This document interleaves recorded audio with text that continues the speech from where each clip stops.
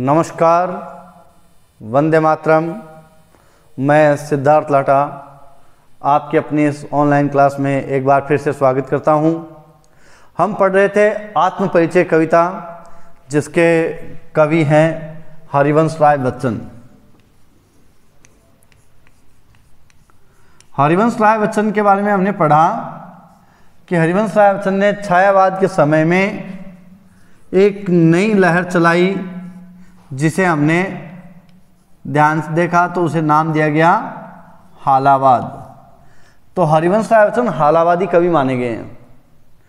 और कवि बच्चन जो है वो प्रेम की हाला, प्रेम की मदिरा, प्रेम की शराब पी करके मदमस्त रहना चाहते हैं, जिसमें किसी भी प्रकार का कोई भेदभाव न हो, प्रेम भाव हो, प्रत्येक प्राणी मात्र के प्रति, प्रत्येक जीव के प्रति प्रेम हो, ईश्वर के प्रति प्रेम हो। ऐसा प्रेम हरिवंश राय बच्चन सबके हृदय में देखना चाहते हैं। और इसी प्रेम के कवि हरिवंश राय बच्चन को हम यहाँ पर पढ़ रहे हैं। इनके 4 पद्य हमने पहले पढ़े हैं, आज हम पढ़ रहे हैं आगे के जो पद हैं वो। इनके कुल 10 पद हमारे पाठ्यक्रम में लिए गए हैं, जिनमें से 4 हमने पढ़ लिए थे, 5वां पद हम पढ़ रहे हैं। कवि बच्चन कहते हैं, मैंने आपको बताया पहले कि ये जो है ये रुबाई छंद है। इनके जो पद लिए गए हैं वो रुबाई छंद, आत्मपरिचय कविता जो है वो रुबाई छंद में लिखी गई है, जिसमें पहली, दूसरी और चौथी पंक्ति में तुकांतता या तुकबंदी देखी जाती है। तुकबंदी या तुकांतता देखी जाती है। और तीसरी पंक्ति है वो मुक्त होती है। जैसे देखिए अपन फिरता हूँ फिरता हूँ फिरता हूँ, पहली, दूसरी और चौथी पंक्ति में तुकांतता दिखाई दे रही है और तीसरी पंक्ति अलग तरह की है। तो ये रुबाई छंद है। रुबाई एक अरबी फारसी भाषा का छंद है, जिसमें पहली, दूसरी और चौथी पंक्ति में तुकबंदी या तुकांतता दिखाई देती है। अब हम यहाँ पर ध्यान करें तो कवि वचन के यहाँ पर जो पद लिए गए हैं उनमें आत्मपरिचय जो है, इसमें कवि वचन कहते हैं कि व्यक्ति का अपने को जानना सबसे ज़्यादा मुश्किल होता है, क्योंकि व्यक्ति अपने को जानने का प्रयास ही नहीं करता। दूसरों को जानने का तो कवि प्रत्येक व्यक्ति है वो प्रयास करता रहता है। दूसरे में ये कमी है, दूसरे में ये कमी है, उसमें ये कमी है, ये तो प्रत्येक व्यक्ति जानता है। लेकिन हमारे अंदर क्या कमी है, हमें क्या बात रही है, ये कोई भी जानने का प्रयास नहीं करता। इस कारण से कवि वचन कहते हैं कि खुद को जानना दुनिया को जानने से ज़्यादा मुश्किल है। और कवि वचन ने अपने जीवन का आधार लेकर के जीवन को विरोधाभासों का सामंजस्य बताया है। विरोधाभासों के सामंजस्य से क्या तात्पर्य है? जिसमें 2 विरोधाभासी बातें एक साथ में दिखाई देती है। और हम यहाँ पर देखते हैं, ये जो पद है इसमें विरोधाभास दिखाई दे रहा है। मैं यौवन का उन्माद लिए फिरता हूँ, उन्मादों में अवसाद लिए फिरता हूँ, जो मुझको बाहर हंसा रुलाती भीतर, मैं हाय किसी की याद लिए फिरता हूँ। पहले तो इस पद की बात हम ध्यान करें तो कवि वचन जो है इस पद के माध्यम से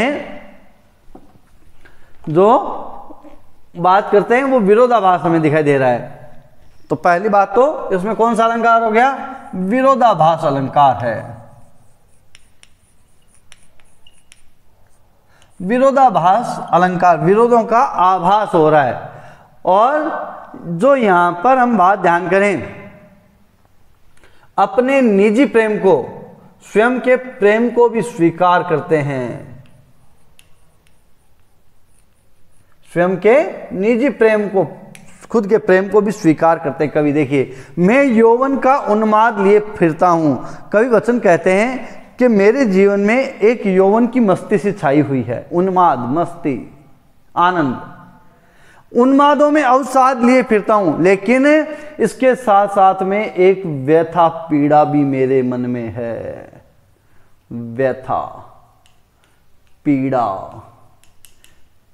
उन्मादों में अवसाद लिए फिरता हूं, जो मुझको बाहर हंसा रुलाती भीतर। अब यहां पर देखिए, जो मुझको बाहर हंसा, बाहर तो हंसते हुए नजर आ रहे हैं, मुस्कुराते हुए नजर आ रहे हैं, और रुलाती भीतर, लेकिन मन ही मन में रोते हैं, पीड़ा है।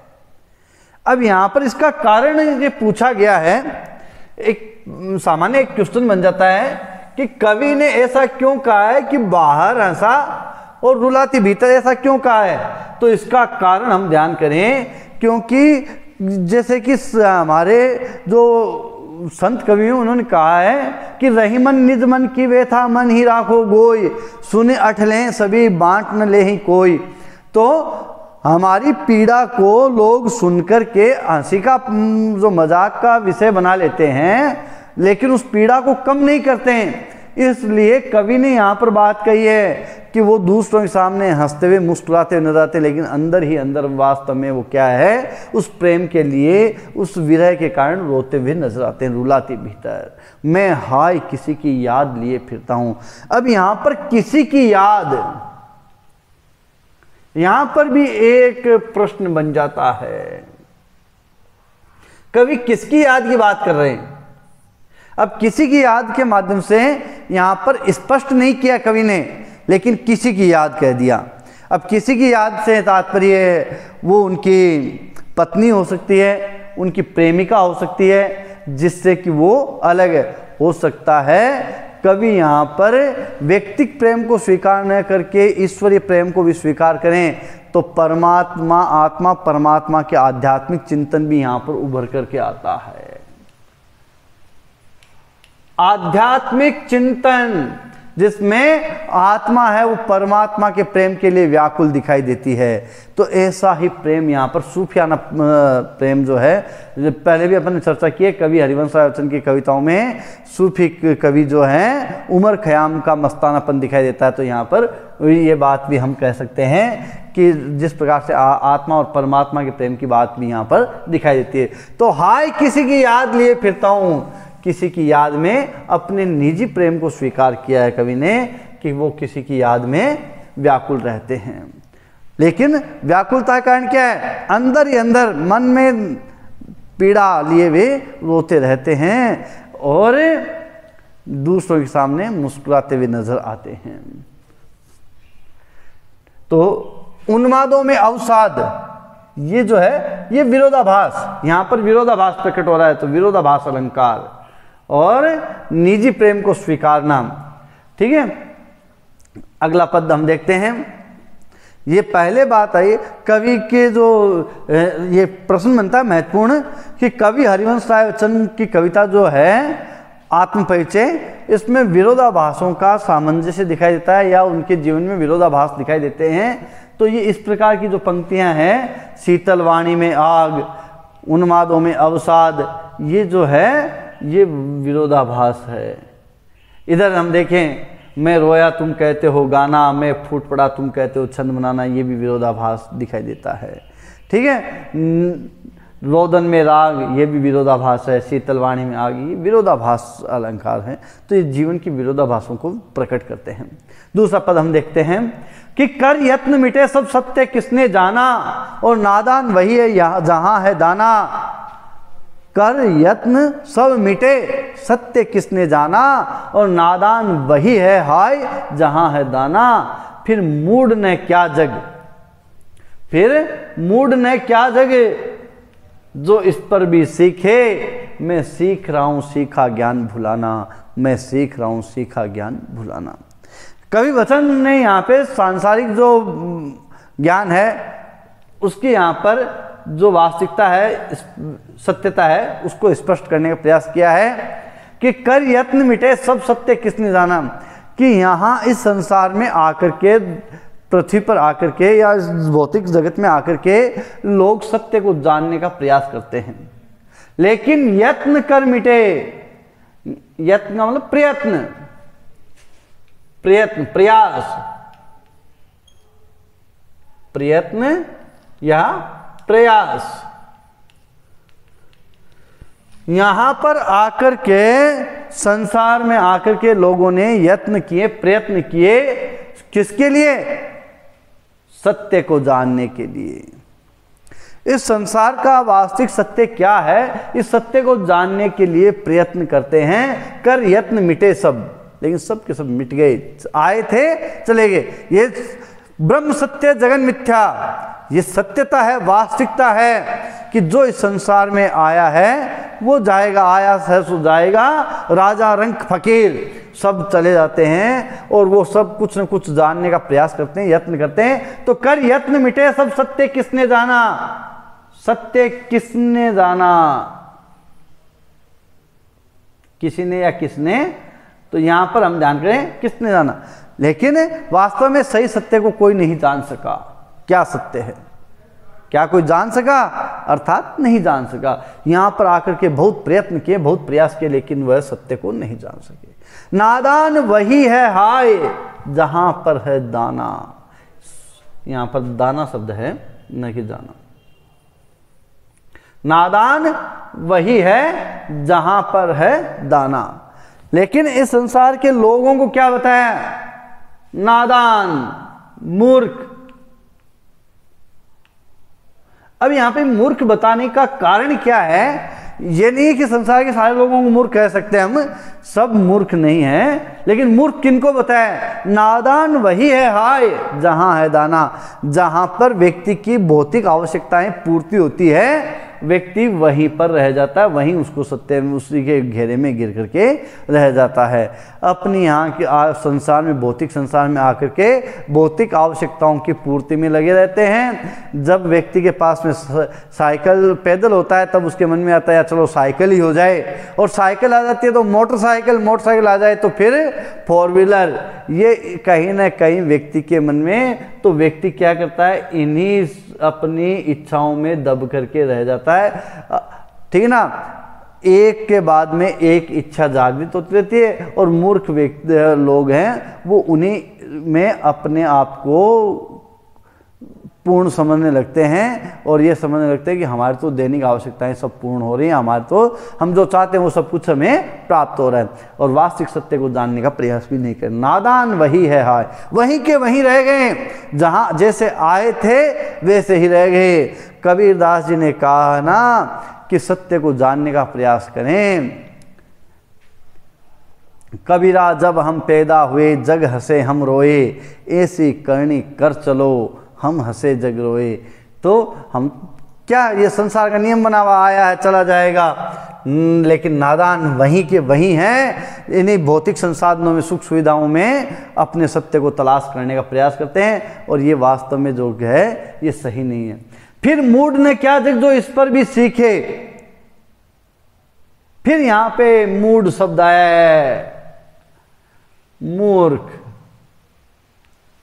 अरे संसार के मूर्ख लोग जो इन सब बातों को जानते हुए भी, ये देखिए बड़ी अच्छी बात यहाँ पे बताई है कि ये सब बातें करने में अच्छी लगती है कि ये ऐसा होना चाहिए, ये ऐसा होना चाहिए, ये जो है भौतिक संसाधन है, ये गलत है, ठीक है ना। और आध्यात्मिक बात हम करते हैं, परमात्मा को जानने का प्रयास करना चाहिए, सत्य को जानने, लेकिन ये बातें वास्तव में कहने में अच्छी लगती है, और सभी लोग, हम सब उसी के एक अंग हैं, इसलिए कह रहे हैं। फिर मूड ने क्या जग, क्या हम संसार को मूर्ख नहीं कह सकते, जो ये सब कुछ जानते हुए भी कि इन भौतिक संसाधनों में सुख नहीं है, ये सब जानते हुए भी हम इसी को सीखने का प्रयास कर रहे हैं। सभी इस बात को जानते हैं। देखिए बड़े बड़े लोग हैं, बड़े बड़े विद्वान हैं, बड़े बड़े जो पंडित हैं, या बड़े बड़े जो शिक्षक हैं, प्रोफेसर्स हैं, वो सब इस बात को, आध्यात्मिक रहस्य को जानते हैं कि जो आया है सो जाएगा। तो उसके बावजूद भी दिखाई क्या देता है कि जब उनकी स्वयं की बात आती है, उनके स्वयं के बच्चों की बात आती है, वो मान लो उन्होंने जो कुछ भी शिक्षा प्राप्त की, शिक्षा प्राप्त करके इस ज्ञान को जान लिया, लेकिन जब उनके बच्चों की बात जहाँ आती है तो वो भी क्या करते हैं, अपने बच्चों को भी क्या करेंगे, कहीं ना कहीं प्रोफेसर बनाएंगे, कहीं ना कहीं डॉक्टर बनाएंगे, कहीं ना कहीं इंजीनियर बनाने का प्रयास करेंगे, और जिनसे अच्छी कमाई प्राप्त कर सके, अच्छा धन दौलत कमा सके। जो इस पर भी सीखे, इतना कुछ होने पर भी जो सीख नहीं रहे हैं, वास्तव में वो क्या, उनको क्या मूर्ख नहीं कह सकते, वो भी वास्तव में मूर्ख हैं। इसलिए कवि वचन कहते हैं, मैं सीख रहा हूं सीखा ज्ञान भुलाना। मैंने इस संसार में आकर के, भौतिक जगत में आकर के जो कुछ ज्ञान प्राप्त किया है, मैं तो प्रयास कर रहा हूँ, मैं तो चेष्टा कर रहा हूँ, मैं प्रयास कर रहा हूँ कि मैंने यहाँ आकर के जो कुछ ज्ञान सीखा है मैं उसको क्या करूँ, भूल जाऊँ। मैं तो उसे भूलने का प्रयास कर रहा हूँ। लेकिन वास्तविकता क्या होती है, हम जिसे भूलना चाहते हैं वो अक्सर याद आ जाते हैं। जो हम भूलने के बहाने उनको याद तो कर ही लेते हैं। इसलिए यहाँ पर कवि ने भूलने की बात कही है कि मैं तो इस संसार में आकर के जो मैंने ज्ञान प्राप्त किया है, मैं तो ये चाहता हूँ कि मैं मूर्ख बन जाऊँ, बिल्कुल अनजान बन जाऊं कि मैंने यहाँ आकर के कुछ भी प्राप्त नहीं किया है, कुछ भी ज्ञान में। जिस प्रकार से कोरा कागज़ होता है, उस कोरे कागज़ पर हम कुछ भी लिख सकते हैं, तो कवि भी यही चाहते हैं कि उनका भी जो ज्ञान का जो कागज़ है वो फिर से कोरा का कोरा बन जाए, ताकि ये तो नहीं कह सकें कि भाई यहाँ आकर के इन्होंने ये ज्ञान प्राप्त किया, और ज्ञान प्राप्त करके क्या ज्ञान प्राप्त किया, जिससे कुछ मोक्ष की प्राप्ति न हो सके। ठीक है, फिर देखिए, पर ज्ञान की यहाँ पर बात जो भूलने की बात की, यहाँ पर हम एक बात और भी कहते हैं कि सरस्वती के भंडार की बड़ी अपूर्व बात, ज्यों खर्चे त्यों बड़े, बिन खर्चे घट जाए। जितना इसको ज्ञान को भूलने का प्रयास करते हैं, उतना ही क्या होता है, ज्ञान फिर से बढ़ता जाता है। देखिए, कवि वचन कहते हैं कि मैं और जग और कहाँ का नाता, मैं और जग और कहाँ का नाता। यहाँ पे और शब्द की आवृत्ति दिखाई दे रही है बार बार में, तो यहाँ पर यमक अलंकार, यहाँ पर यमक अलंकार की छटा दिखाई दे रही है। देखिए, मैं और जग और कहाँ का नाता, यमक अलंकार जब शब्दों की आवृत्ति हो और अर्थ में भिन्नता हो तो वहां पर यमक अलंकार होता है। मैं और, कवि वचन कहते हैं मेरी प्रकृति अलग तरह की है, और जग और संसार की प्रकृति अलग तरह की है। तो यहाँ पर मैं और जग और, तो यहाँ पर स्वयं की बात की है, यहाँ पर जगत की बात की है। तो मैं और, यहाँ पर और शब्द है वो योजक शब्द के रूप में प्रयोग हो रहा है। तो यहाँ पर हम कह सकते हैं, यहाँ पर और शब्द की जो आवृत्ति दिखाई दे, ये बीच में ये और शब्द है, ये तो योजक शब्द है। और यहाँ पर और में कवि स्वयं के लिए प्रयोग कर रहा है, यहाँ पर जगत के लिए प्रयोग कर रहा है। तो यहाँ पर इस प्रकार से अलग अलग अर्थ प्रकट हो रहे हैं। तो यमक अलंकार यहाँ पर दिखाई देता है। मैं और जग और कहाँ का नाता, कि संसार, यहाँ पर जो लोग हैं, विद्वान हैं, मेरा और इस संसार का रिश्ता नाता जोड़ना चाहते हैं, जगत के साथ में सामंजस्य स्थापित करना चाहते हैं। हम सब इस बात को जानते हैं कि हम यहाँ रहते हैं, कि कोई भी कह दे, किसी से पूछे कि आप कहाँ के रहने वाले हो, कि हम सुजानगढ़ से हैं। अब सुजानगढ़ के साथ में उनका रिश्ता जोड़ दिया है।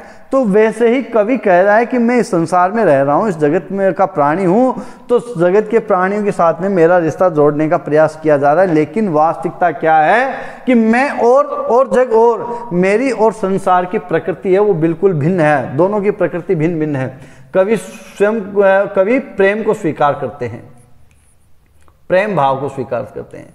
प्रत्येक प्राणी मात्र के प्रति प्रेम भाव होना चाहिए, और जगत के जो लोग हैं उनमें प्रेम का अभाव दिखाई देता है, प्रेम का अभाव।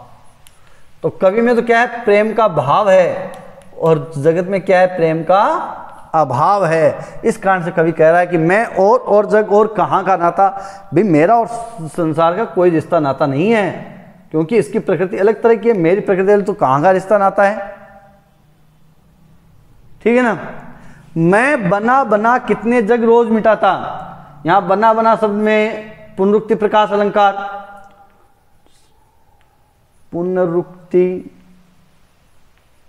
जब शब्द की आवृत्ति युग्म रूप में हो तो वहां पर पुनरुक्ति प्रकाश अलंकार होता है। मैं बना कितने जग रोज मिटाता, कवि कह रहा है कि मेरा और संसार का कोई रिश्ता नाता नहीं है, हम दोनों की प्रकृति अलग तरह की है, तो फिर संसार से मेरा कोई रिश्ता नहीं है। तो मैं तो इस संसार में रहते हुए भी, संसार में रह करके भी संसार से विरक्ति का भाव दर्शाया है। आध्यात्मिक चिंतन आ गया। ठीक है। और फिर मैं बना कितने जग रोज मिटाता, ये हमने पहले भी एक पद्य में पढ़ा है कि कबीर एक प्रजापति, कवि स्वयं अपने आप में एक ब्रह्मा की तरह होता है, प्रजापति की तरह होता है, जो अपनी कल्पना के माध्यम से संसार का निर्माण करता है।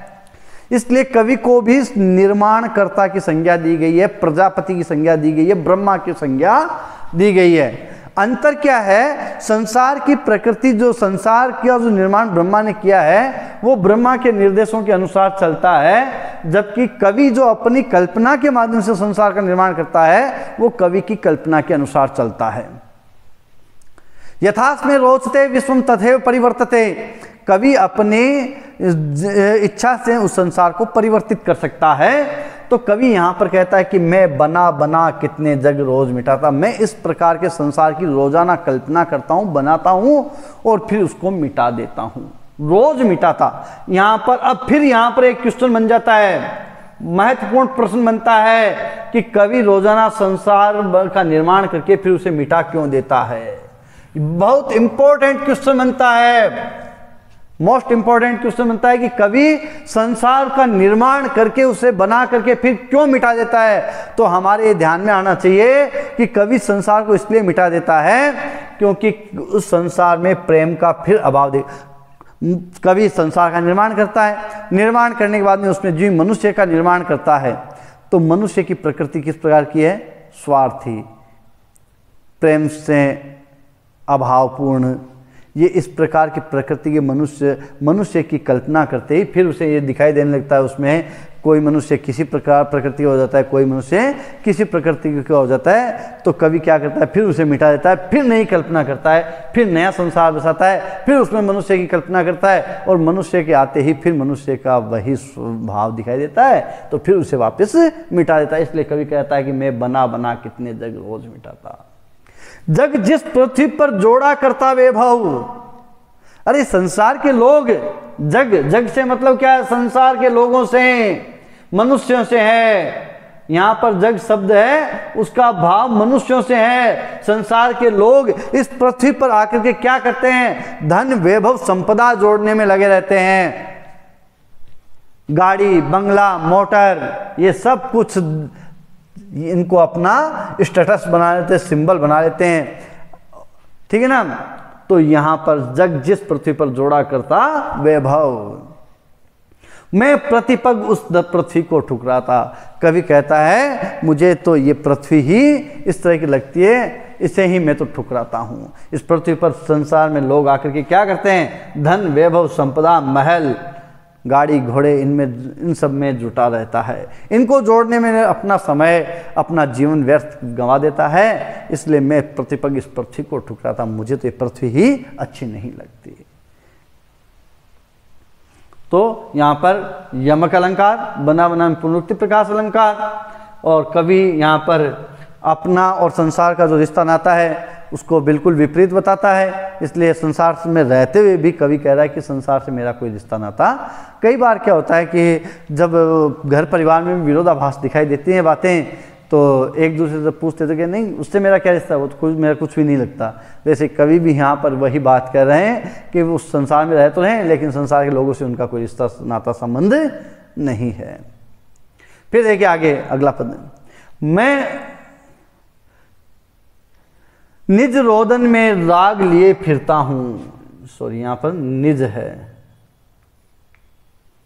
मैं निज रोदन में राग लिए फिरता हूं, शीतल वाणी में आग लिए फिरता हूं, हो जिस पर भूपों का प्रसाद न्योछावर, मैं वह खंडर का भाग लिए फिरता हूं, मैं वह खंडर का भाग लिए फिरता हूं। कवि वचन कह रहे हैं मैं निज रोदन में राग लिए फिरता हूं। निज रोदन, कवि कह रहा है कि मैं अपनी पीड़ा को अपने गीतों के माध्यम से, पद्यों के माध्यम से, कविता के माध्यम से व्यक्त करता हूं।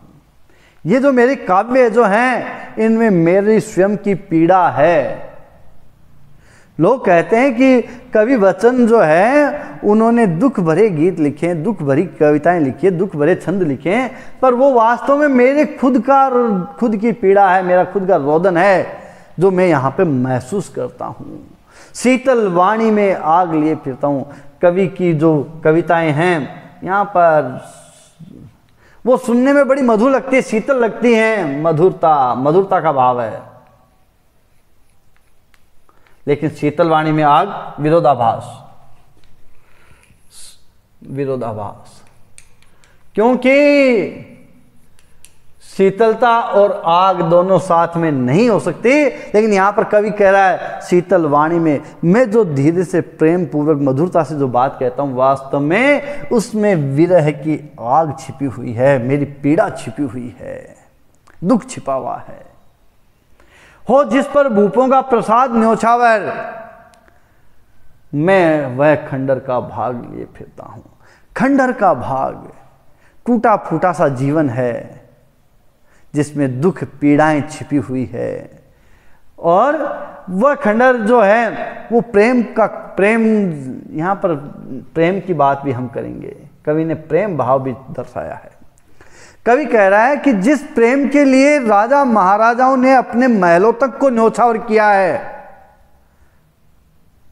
हम इतिहास को जब उठा करके देखें तो ये ध्यान में आता है कि राजा महाराजाओं ने अपने प्रेम को प्राप्त करने के लिए अपना सब कुछ न्योछावर किया है। महाभारत की कथा जब हम देखते हैं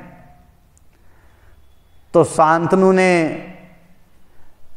सत्यवती का प्रेम प्राप्त करने के लिए अपना सब कुछ खो दिया। भीष्म को भीष्म प्रतिज्ञा करनी पड़ गई। कहां सलीम का रुतबा, कहां अनारकली।